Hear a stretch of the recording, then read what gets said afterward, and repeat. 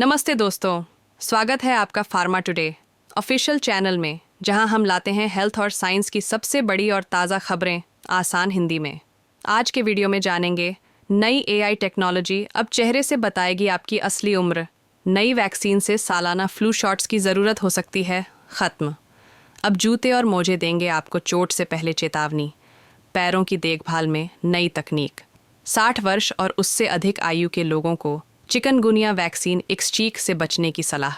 वैज्ञानिकों ने 26 नई बैक्टीरिया प्रजातियों की खोज की है, जो अंतरिक्ष विज्ञान और जैव प्रौद्योगिकी के लिए महत्वपूर्ण हो सकती हैं। नई वैक्सीन से सालाना फ्लू शॉट्स की ज़रूरत हो सकती है ख़त्म। अमेरिका के नेब्रास्का विश्वविद्यालय लिंकन के शोधकर्ताओं ने एक नई वैक्सीन विकसित की है, जो स्वाइन फ्लू H1N1, मानव फ्लू और बर्ड फ्लू H5N1 के खिलाफ सुरक्षा प्रदान करती है। यह वैक्सीन एपिग्राफ नामक तकनीक पर आधारित है, जो विभिन्न प्रकार के फ्लू वायरस के खिलाफ व्यापक प्रतिरक्षा प्रतिक्रिया उत्पन्न करती है।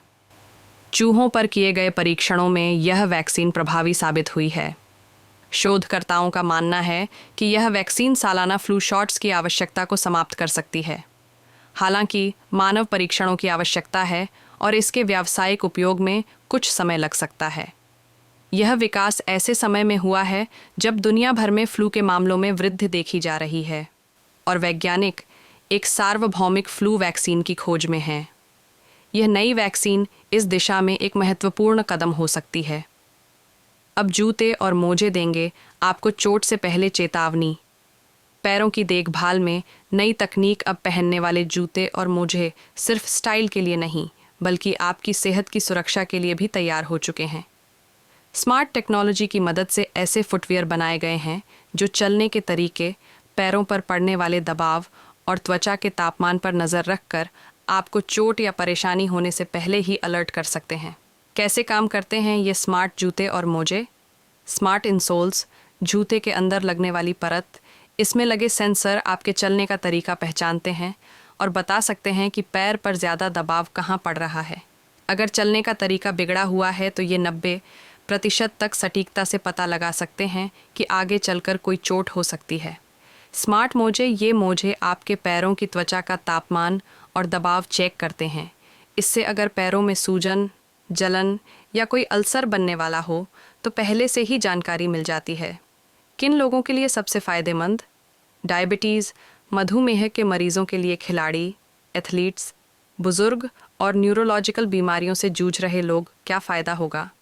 समय रहते अलर्ट मिलेगा, गंभीर चोटों से बचाव, डॉक्टर को सही जानकारी देने में मदद, रोज़मर्रा की ज़िंदगी को सुरक्षित और आसान बनाना।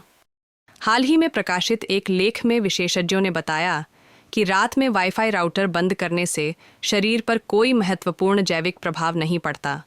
हालांकि यह आदत नींद की गुणवत्ता में सुधार और डिजिटल व्याकुलता को कम करने में मदद कर सकती है। रात में वाईफाई बंद करने से सीधे जैविक प्रभाव तो नहीं होते, लेकिन यह आदत डिजिटल व्याकुलता को कम कर सकती है, जिससे नींद की गुणवत्ता में सुधार हो सकता है।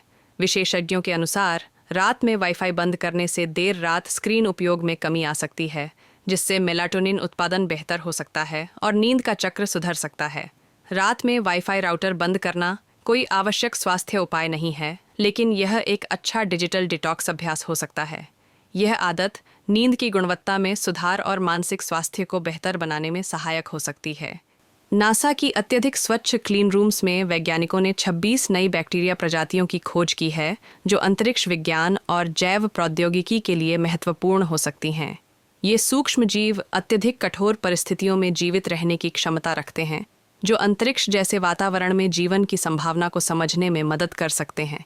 नासा के jet propulsion laboratory JPL, Bharat और सऊदी अरब के वैज्ञानिकों के सहयोग से यह अध्ययन किया गया।